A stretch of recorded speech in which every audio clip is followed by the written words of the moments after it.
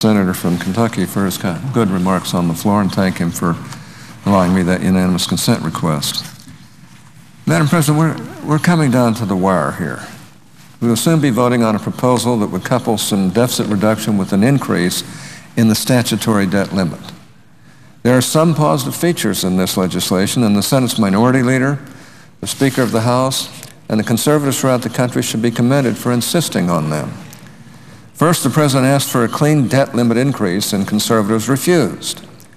They held the line and made clear that any increase in the debt limit required matching deficit reduction. Second, having lost the fight over a clean debt limit increase, the President insisted on a balanced approach to deficit reduction, by which he meant reducing the deficit by raising taxes. But conservatives again fought this back. They knew that the primary driver of our debt is spending.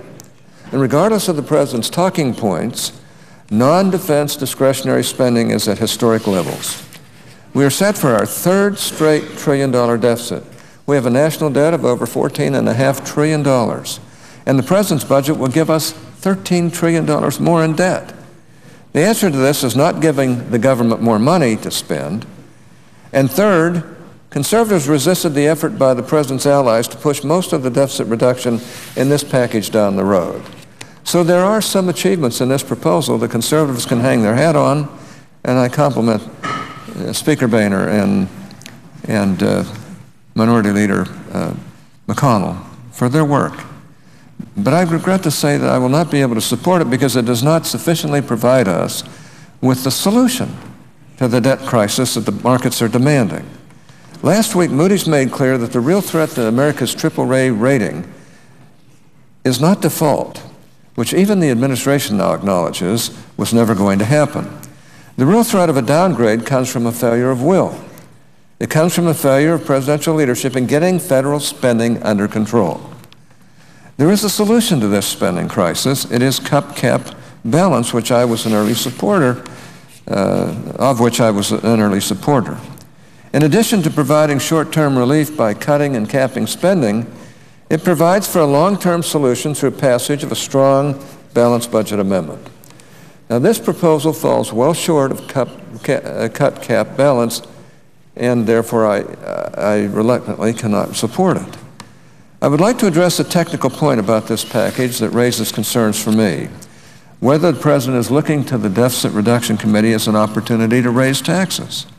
He says that he is, as have some of my colleagues in the Senate. I do believe that it will be very difficult, given the committee's charge to reduce the deficit, to raise marginal tax rates. However, I worry that some Democrats will be looking at tax expenditures in order to hit the committee's required deficit reduction targets. Now, this would be a mistake for a number of reasons. The President has referred to tax expenditures as, quote, spending through the tax code, unquote. But rhetoric aside, tax expenditures are an opportunity for individuals and businesses to keep more of the money that they earn. And getting rid of tax expenditures without corresponding reductions in tax rates will result in a net tax increase on the American people. The President would have you believe that getting rid of tax expenditures is acceptable because they only impact the rich. That is why he talks about bonus depreciation for jets and yachts used as second homes. Yet in a series of speeches, I have attempted to show that this rhetoric of class warfare might work politically, but as a description of tax reality, it is lacking. The fact is, the largest tax expenditures, those that the President and the Democrats would have to look to in order to raise revenue for deficit reduction, benefit middle-class itemizers the most. Consider the example of the home mortgage interest deduction. This is the most significant of the itemized deductions available to taxpayers. The mortgage interest deduction is the second largest tax expenditure identified by the Joint Committee on Taxation, and it is not primarily a benefit for the wealthy. 30% of the benefit of the mortgage interest tax expenditure goes to taxpayers over $200,000. Taxpayers with income below $200,000 receive 70% of the benefit of the mortgage interest deduction. By a ratio of almost 2 to 1, taxpayers under $200,000 benefit from the mortgage interest deduction. Since $200,000 basically fits the definition of rich used by my friends on the other side of the aisle, we can see that the non-rich or middle-income group disproportionately benefit from the mortgage interest deduction. The larger point is this, however. To the extent that the home mortgage interest deduction, or any tax expenditure for that matter, should be addressed by Congress, it should be addressed through the context of a comprehensive revenue-neutral tax reform that lowers taxes and broadens the base. These tax expenditures should not be cherry-picked by the President and his liberal allies to pay for the giant checks that his administration has written. Mr. President, I would like to make a last procedural point about where we go from here. Even if Congress passes and the President signs this deficit reduction package, we are going to be back at this again before the year is out. The President will be asking Congress to raise the debt ceiling again.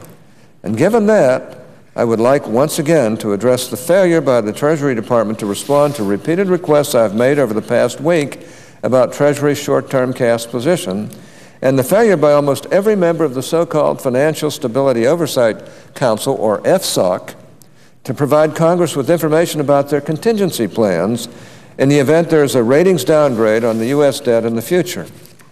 Does Treasury still think it will run out of cash by midnight tonight? I've been given only limited information.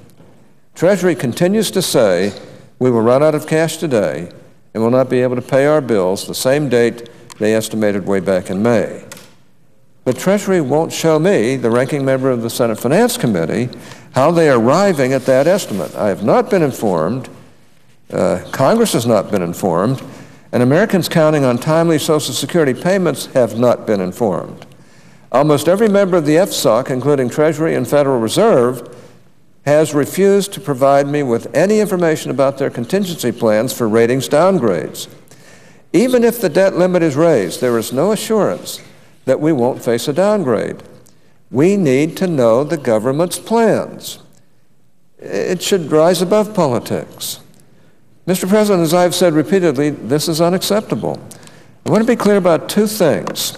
First, Congress will have to look into this matter very carefully and investigate whether Treasury and most of our major financial regulators have been deliberately withholding information from Congress, and if so, for what purposes?